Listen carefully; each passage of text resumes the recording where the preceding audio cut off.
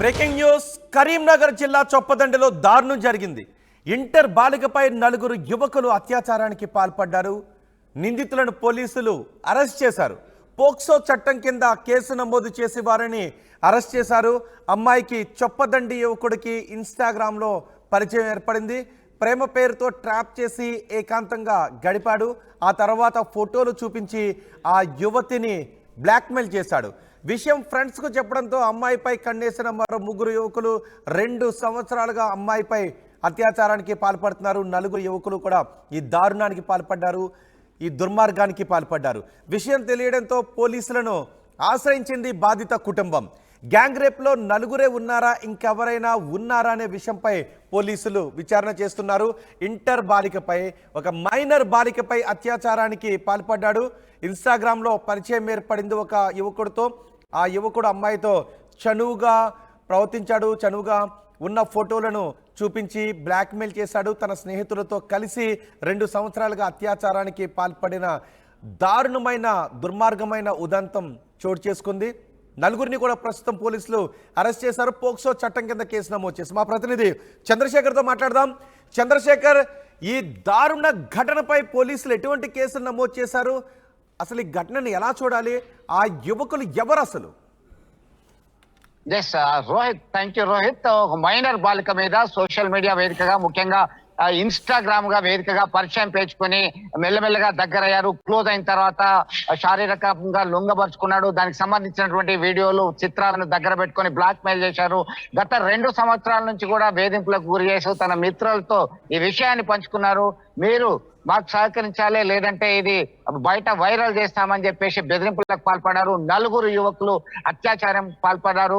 గమనించినటువంటి బంధువులు, ఎందుకంటే బాలిక ఇంటర్మీడియట్ చదువుతున్నటువంటి బాలిక చొప్పదండిలోనే ఉంటుంది. ఆమె తండ్రి అలాగే సోదరుడు విదేశాల్లో ఉంటున్నారు, ఉపాధి నిమిత్తం వెళ్లారు. ఎవరికి చెప్పాలో తెలియనటువంటి పరిస్థితిలో ఉంది అమాయకురాలైనటువంటి తల్లి. గమనించినటువంటి బంధువులు కరీంనగర్ పోలీస్ కమిషనర్ ని ఆశ్రయించారు. దీంతో కమిషనర్ ఆదేశాల మేరకు చొప్పదండి పోలీసులు రంగంలోకి దిగారు. 4 యువకుల్ని, మైనర్ బాల్, వీళ్ళందరూ కూడా ఇంటర్మీడియట్ ఉన్నారు, వాళ్ళందరినీ కూడా అదుపులోకి తీసుకొని విచారణ జరుపుతున్నారు.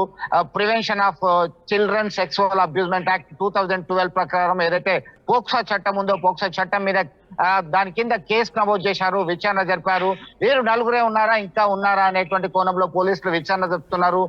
స్వయంగా పోలీస్ కమిషనర్ చొప్పదండి ఠాణా కలుపుతూ వస్తున్నాడని చెప్పి సమాచారం అందుకున్న తర్వాత ఆ మిత్రుని యొక్క వీళ్ళ 4 యొక్క మిత్రులు, చాలా మంది యువకులు పోలీస్ స్టేషన్ దగ్గర గుమిగూడారు. దీంతో పోలీసులు రంగంలోకి దిగి వాళ్ళందరినీ కూడా పంపించి వేయడం జరిగింది. మొత్తానికి ఒక విషాదకరమైనటువంటి ఘటన, ఒక దారుణమైనటువంటి ఘటనగా దీన్ని చూడొచ్చు. పిల్లల మీద, మైనర్ బాలికల మీద, ముఖ్యంగా బాలికల మీద మాయ మాటలు చెప్పి సోషల్ మీడియా వేదికగా, ఈ ఫేస్బుక్ అలాగే ఇన్స్టాగ్రామ్ వేదికగా లోబర్చుకోవడము, దగ్గర వేయడము, వాళ్ళకి చుక్కలు చూపించడము.